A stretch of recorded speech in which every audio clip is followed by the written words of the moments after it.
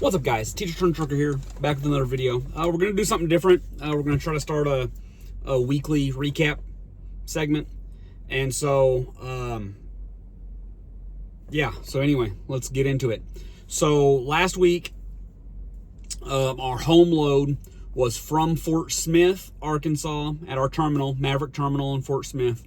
I actually got home Thursday afternoon. So that was nice. Home for dinner Thursday night. Home Friday, home Saturday. Had to leave out super early on Sunday morning. Fort Smith load, no tarp load. Pretty easy load. One of the easiest loads we have. It went up to Jeffersonville, Ohio. Very easy delivery. Pulled right in. They unloaded me. I'm empty at 6 a.m. Central Time, so it was 7 in the Eastern Time Zone where I was, and there was a Sheetz right next door.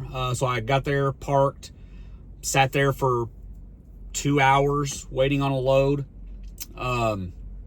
That I got a load out of Medina, Ohio. Shingles, easiest load we have. At least I think so. So I need to start the week. I had easy load out of Fort Smith, no tarp, and then easy shingle load in Medina, Ohio. I had a little issues there. So the place that I went to, it had 2 separate facilities. So the place that was on my workflow, the address and all that stuff, the directions, I go there, I get in line. He's like, oh no, you need to go over to the other place. Well, now I'm stuck in the middle of all these trucks. So I have to wait for the truck in front of me to go into the back, and then I could get out of there. So that took a little bit. But once we got over to the facility we needed to be at, super easy. Like I said, shingles, you just throw your straps, put your edge protectors on, tighten it down, but not too much because you don't want to mess the shingles up, right? Anyway, that load went to I can't even talk. That load went to Charleston, West Virginia. Easy drive from Medina to Charleston. Interstate the whole way. Charleston, West Virginia is absolutely gorgeous. I mean, the scenery, it's fall, so the leaves are all changing. It is beautiful. Got to the facility, boom, 7 a.m. was empty by 7:45. It was a little bit tight because you had to back up off of the road into their facility. Luckily, as I was starting to back up, another Maverick driver was pulling up too. He helped me out. He helped me back in. So once I got unloaded, I pulled out and then I helped him back in. So, do unto others, that type of thing. So anyway, at that point, that was Tuesday morning. We already had 1,100 miles for the week. So it started off as a really good week until this next load. So I'm empty at 7:30, 7:45. Now, mind you, it's Central Time, so the office, or 7:45 Eastern Time.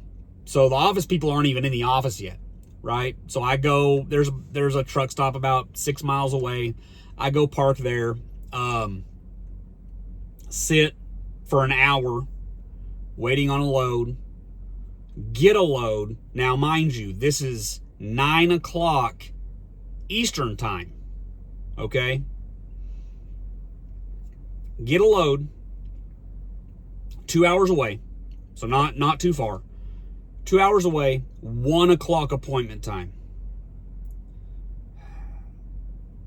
So I sit there till about 10:45.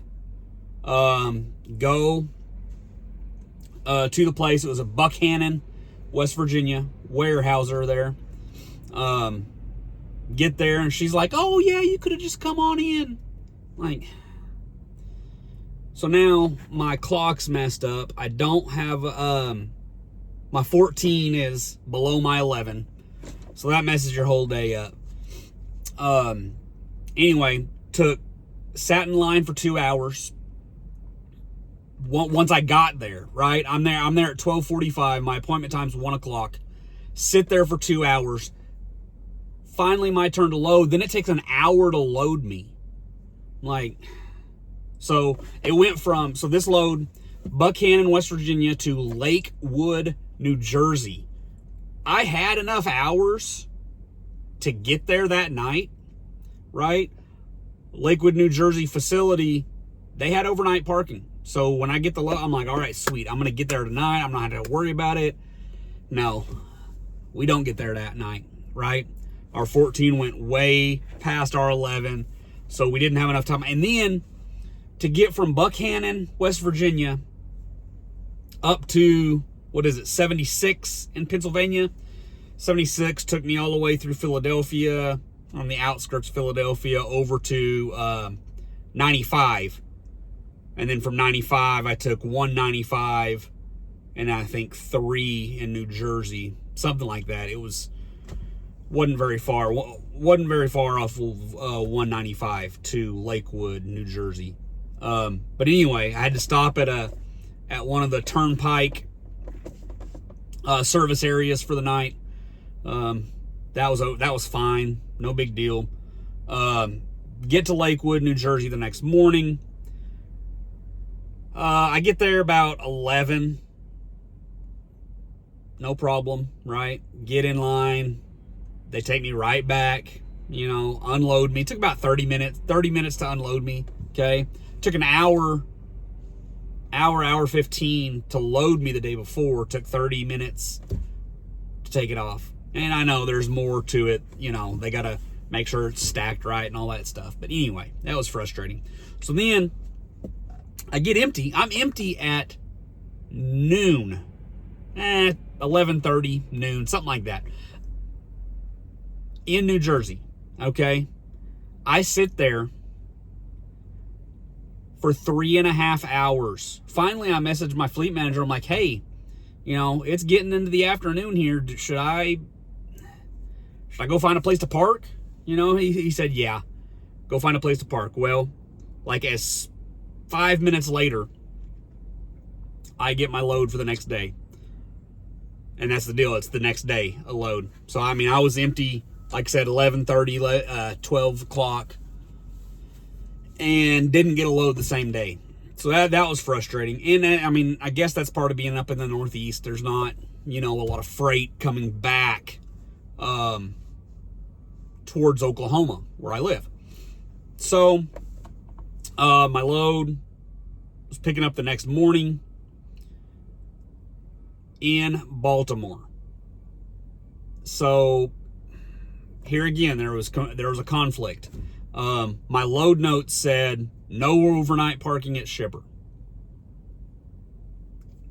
I clicked on the stop details. It said overnight parking at shipper. I'm like, what do I do? So I call my fleet manager. I'm like, hey, is there overnight parking?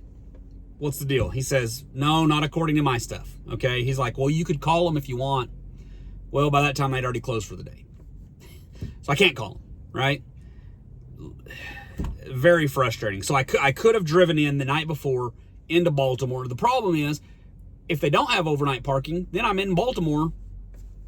Where do you park in Baltimore, right? So that was kind of frustrating.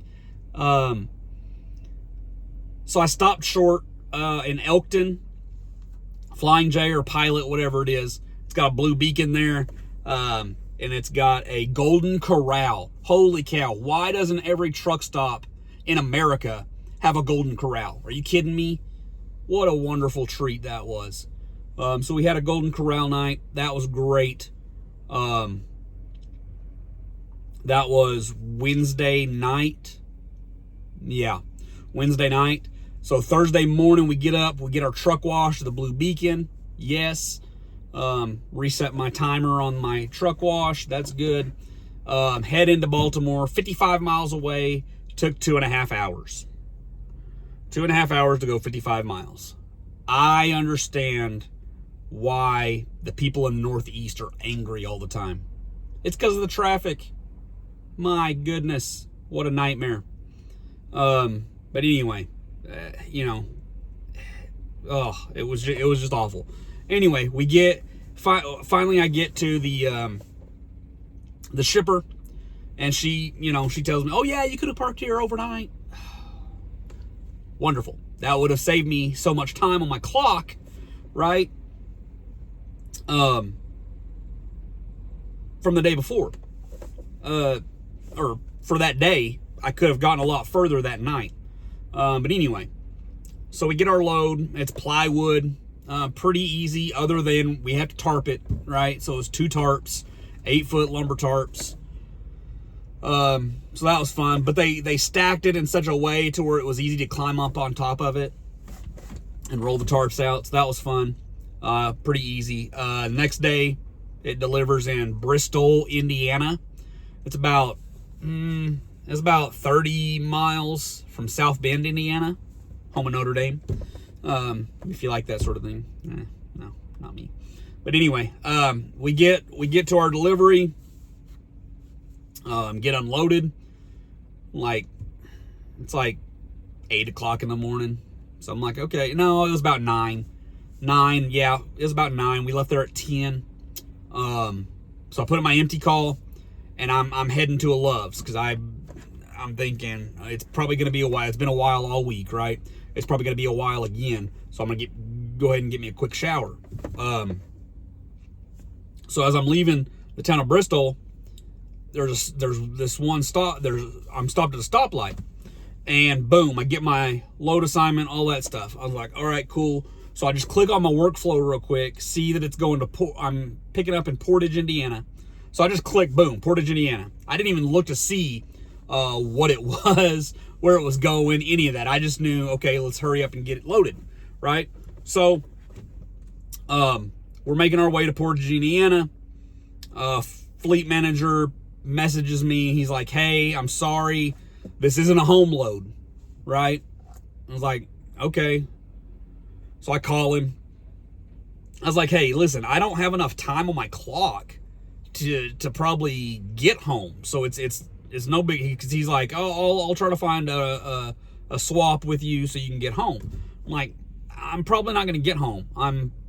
I've got 14 hours left on my clock, and it's almost exactly 14 hours to my house. So like the swap would have to be perfect, right? Boom, stop, unhook, switch, go. That's how fast it would have had to be. And if you've ever swapped trailers with somebody, you know it doesn't go like that. So anyway, so I told him it's no big deal. I'll stay out this week. Oh, by the way, where's this load going? Because like I said, I didn't even look. So the load is going to Georgia. So I'm thinking, okay, so probably somewhere around Atlanta, right? No big deal. So I still hadn't even looked. Go to Portage, get my 2 coils. They're 2 eye to the sky coils. It was kind of weird. I guess something to do with where I'm delivering, probably. I don't know. But I went into this big U.S. Steel facility. It was huge. I mean, massive. And the guy there was super nice. Loaded me real quick. Put my chains on, put my trip chains on, tarped it, boom, got out of there. My tarp actually looks good, ish, better. It's kind of easier to load, right? Or it's easier to make skidded coils look good, right? And that's the key. So I finally get on my way, right? And now, once again, my 14's past my 11, right? So I've got like 6 hours of drive time left, but 4 hours and 45 minutes of my 14. So I was like, well, I could have pushed it and tried to go through Indianapolis during rush hour and get down to Memphis, Indiana. There's Loves, there are big Loves there. So that was my plan. That's what I put in my GPS. Is like, okay, we're gonna get there. I was gonna have like 4 minutes left on my clock, right? So that's like, I start driving. Finally, I did my first load check. 50 miles, you're supposed to do your load check, all that stuff. First 50 miles. So we did that, and I go ahead. When I get back in the truck, I look at where it's going. It's going down by Valdosta, Georgia. Okay, it's like right on the border with Florida. That's how far down there I'm going. So this ends up being a really good load, right? It's like 950 miles total. That's that's a really good load. But we had to stay out to get it, right? So here I am. I'm in West Lafayette, Indiana, right? Purdue. Anyway, doing my 34-hour reset, and I only ended up getting 2,600 miles this week.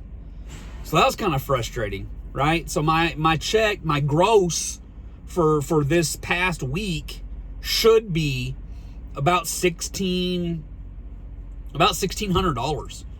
To me, that's not worth staying out for, right? $1,600.